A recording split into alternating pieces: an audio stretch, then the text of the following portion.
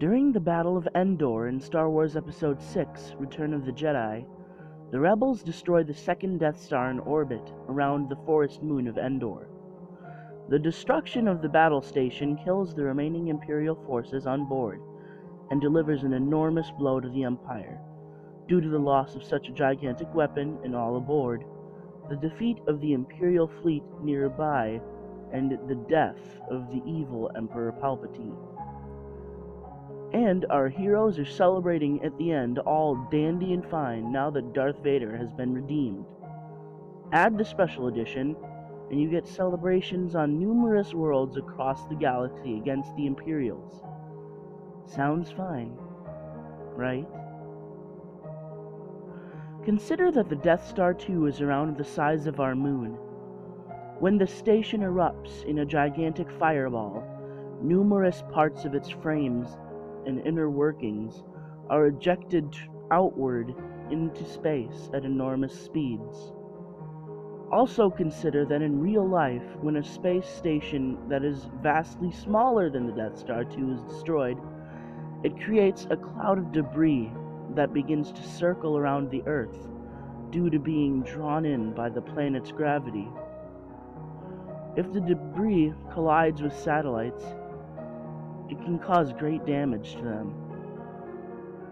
Imagine that all that debris, much of which could be country-sized, falling down onto the forest moon.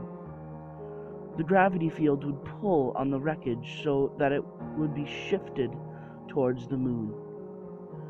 The gas giant Endor is directly behind it, the forest moon, and thus cannot pull enough of the debris away. The rebel fleet is too small to create a combined shield to deflect even half the stuff. And the Imperials, even if they were helping the rebels deflect it and had all of their ships, would not be anywhere near enough to protect the moon. The resulting impacts would practically annihilate the biosphere of the moon. Enormous clouds of dust would be thrown up into the air, blocking out sunlight for many miles. This would be, in turn, supplemented by the forest fires caused by burning wreckages. The native population of the planet, the Ewoks, would have to be evacuated off-planet if they were to have any chance of surviving the catastrophe. It's doubtful that they would survive.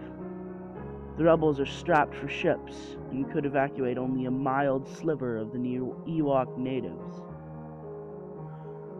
This would not be an unlikely event. One lone asteroid was enough to cause a global cataclysm that wiped out a great deal, if not the majority, of the fauna and life on Earth during the age of the dinosaurs. Thus, the great victory at Endor would come at a great price: the Holocaust of nearly an entire population.